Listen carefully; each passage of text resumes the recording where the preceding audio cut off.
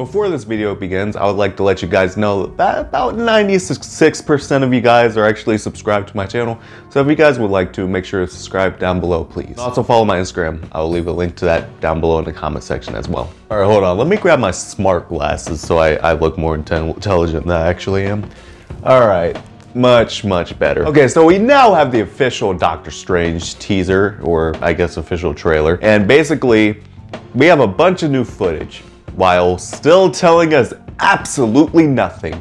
But I will tell you right now, with Sam Raimi directing this, there are multiple things that I've noted and I kind of found out that I'm kind of looking at and I'm like, oh my gosh, these characters could potentially be in the movie and the story could potentially go in this route. If you do not want any spoilers or potential spoilers, you guys need to leave right now. If you're still sticking around, let's get and talk about it. Okay, so the big one that I'm talking about right now, which is the main title of the video, but Tobey Maguire Spider-Man may end up being in this movie. Now, I know a lot of people are like, just because Sam Raimi is directing this doesn't mean that Tobey Maguire is gonna be in this movie. No, there's tons of confirmation that I have, because number one, in an interview between Tobey, Tom, and Andrew, Tobey Maguire was the most silent out of all of them.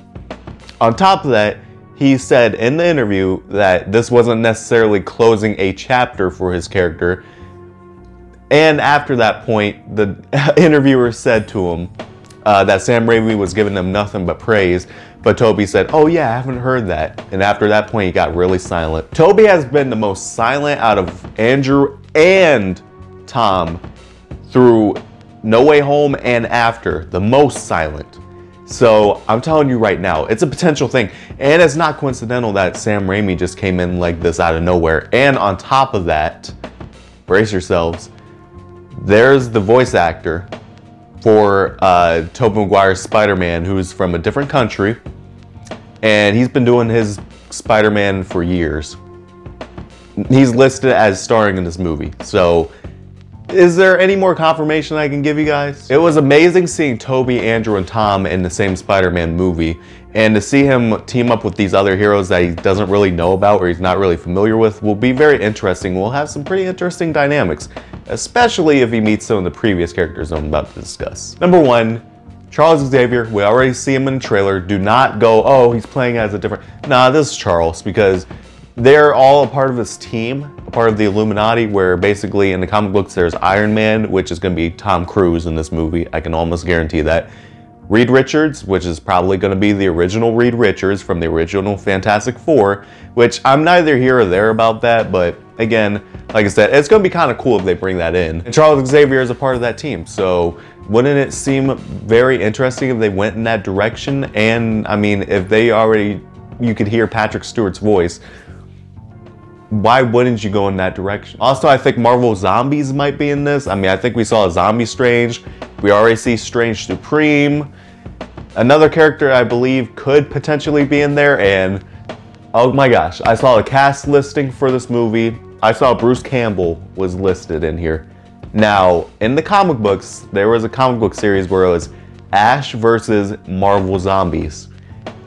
If they have Bruce Campbell in here and he's basically doing this thing where he's fighting Marvel Zombies and he kind of crosses over for a minute, that would be insane. That would be a moment for any comic book geek out there.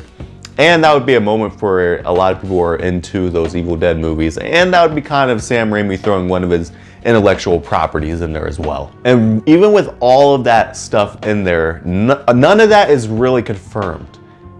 So, like I said, take it with a grain of salt, but I think a lot of that stuff is going to happen. Wanda may end up being a villain because of her, which her motivations are reasonable. Like, why does Doctor Strange get to break the rules, but then when she does it, it's like she's a villain. Like, you break the rules. Look out!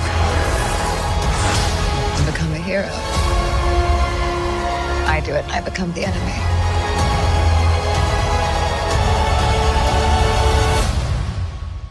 It doesn't seem fair.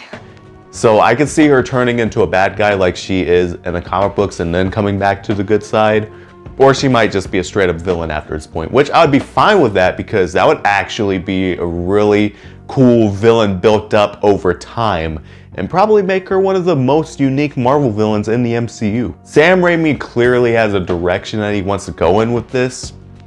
And let's hope that is not just all cameos and is still at the heart is still a Doctor Strange story. The reason why Spider-Man No Way Home worked was because that was the most Spider-Man movie out of all the MCU. And at the same time, it still had all the multiverse stuff.